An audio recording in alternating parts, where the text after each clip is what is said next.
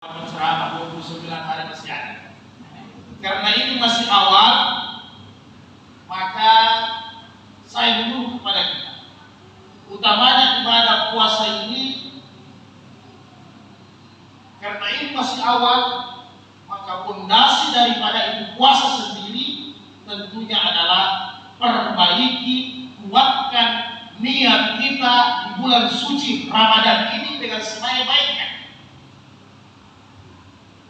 Bagaimana itu niat? Ini saya ringkas, saya instan sedikit. Niat itu, niat kita untuk berpuasa, niat kuat berpuasa di bulan suci Ramadan. Imam Malik mengatakan, saya ambil gambaran 4 mazhab, tinggal kita pilih, semua bagus.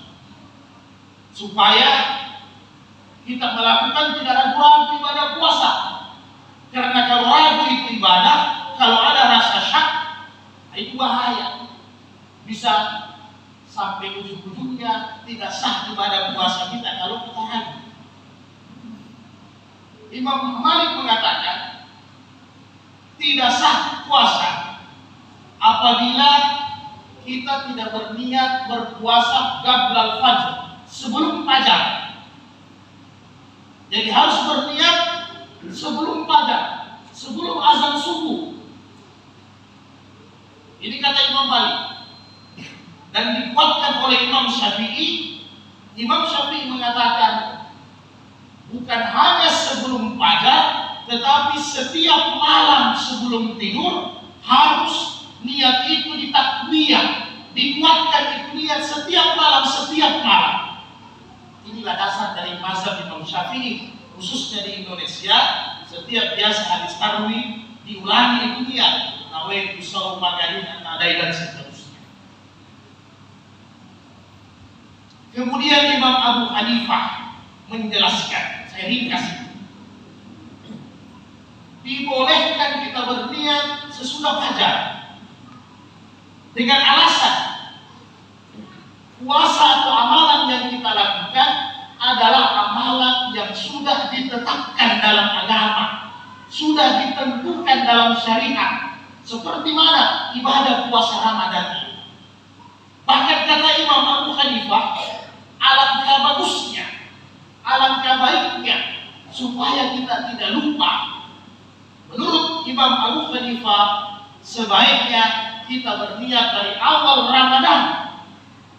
Kita berniat dari awal Ramadan, sehingga apabila kita terlupa tiap-tiap malam atau sebelum fajar, sudah cukup niat kita awal Ramadan, minimal dalam hati kita, nawaitu shaum jami'i syahri lillahi ta'ala.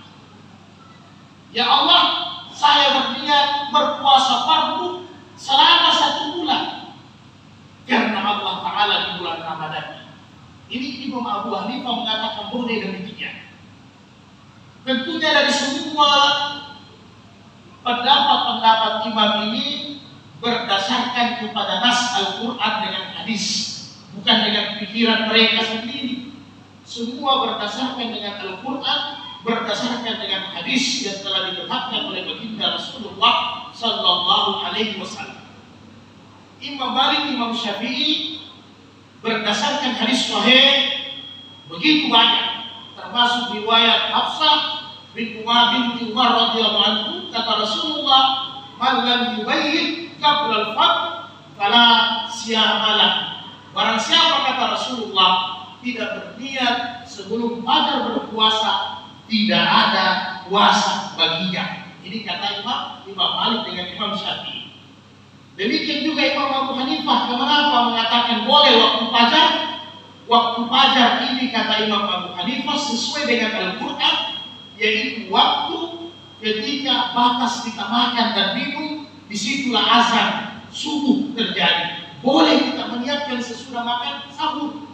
Karena kata Allah dalam Al-Quran Al-Baqarah ayat 187, kurang lebih potongan ayatnya, wa kulu wasrabu, kata Allah, makan dan minumlah kalian hatta yatabayyana lakumul khaytul abyadu minal khaytil aswad minal fajr thumma atimmu siyama ilal lail, kata Allah.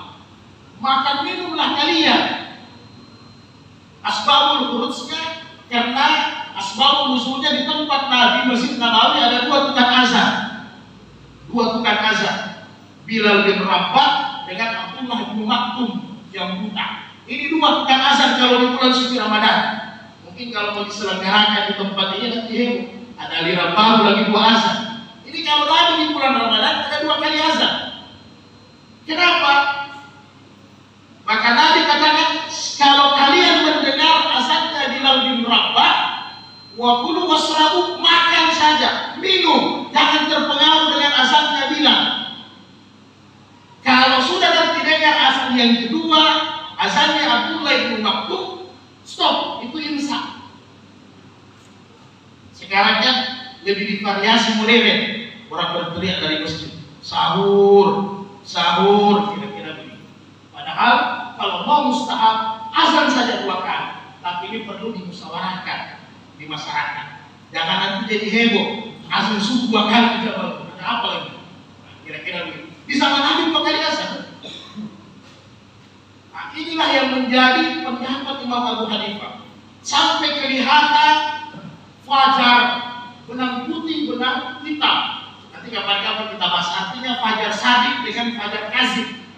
Yaitu fajar. Kalau sudah fajar, sudah ada azan kedua, boleh meniatkan puasa pada waktu itu sesudah makan sahur. Bisa meniatkan puasa, kata Imam Abu Hanifah. Kesimpulannya sebelum kita salat tarawih. Kesimpulannya dari semua ini, semua benar. Karena terkadang kita manusia ini sifatnya lupa. Biasanya sebelum makan sahur kita ingat berniat. Kadang juga nanti sudah habis sahur azan baru kita berniat. Tetap lanjutkan puasanya, jangan ragu. Kemudian persoalan yang terakhir, apakah boleh dilafazkan atau tidak? Menurut Imam Syafi'i boleh dilafazkan karena berdasarkan dari hadis Nabi Sahih, al-iman wa tasdiqu bil qalbi wa iqra'u bil lisan. Islam itu, keimanan itu dilafazkan dengan lisan sebagai takwiyah, penguatan. Kalau menurut mazhab Imam Ahmad boleh tidak dilafazkan. Kenapa? Dasarnya juga hadis sahih, innamal a'malu binniyat. Hadis sahih Bukhari bahwa sesungguhnya setiap amal yang kita lakukan tergantung dari niat kita yang melakukannya dari awal. Inilah yang digambarkan oleh Imam Ahmad. Kita ini dari rumah datang kemari, tidak mungkin berniat pergi ke pantai, tidak mungkin berniat tujuannya pakai kopi atau pakai sarung atau ke kafe atau ke restoran. Karena dari rumah kita sudah berwudu. Maka Imam Ahmad mengatakan wudunya kita dari rumah itu sudah niat kita untuk melaksanakan salat isya. Sehingga ketika berdiri salat isya boleh tidak melapaskan ini nawaitu usalli, boleh. Imam Syafi'i katakan lebih bagus melapaskan supaya lebih khusyuk. Dua-dua boleh. Melapaskan boleh, tidak melapaskan boleh. Yang tidak boleh adalah orang yang tidak puasa. Nah, itu yang tidak boleh. Jadi kira-kira ini gambarannya Bapak dan Ibu sekalian yang berbahagia. Mudah-mudahan ada manfaatnya untuk saya dan untuk kita semua. Karena kalau bahas hukum itu enak, panjang. Kalau dibahas ini 2 jam pun tidak selesai karena ada rentetan-rentetannya, ada cerita-cerita tentang ayatnya, ada cerita-cerita tentang hadisnya, dan ada juga problem-problemnya. Sahabat itu datang karena problem ini, karena problem ini. Tapi kapan-kapan kita bahas. Paling tidak mulai di malam kita berniat. Niat puasa. Ya Allah, saya berniat 1 bulan. Mudah-mudahan puasa saya sempurna, jasmani saya sehat, rohani kita semua sehat. Tidak hanya di malam ini saja kita seperti ini. Karena biasanya ini kan kebiasaan orang Indonesia. Kalau awal-awal supermarketnya Allah yang begini yang ramai. Tapi kalau sudah akhir-akhir sudah bertebaran kurang, sudah mulai kurang-kurang. Nah, itulah semangat. Kita ini juga disaring, semua kita ini nanti disaring sampai hari terakhir. Siapalah orang-orang yang selesai dalam saringan. Karena ini ada paket puasa itu bukan ada 30 hari. Ada paket 30 juz, ada paket 30 tarawih, ada paket 30 sedekah, ada paket 30 sahur, ada paket 30 buka puasa. Jadi jangan hanya baca Quran dengan puasa saja, harus sahur selama 30 hari.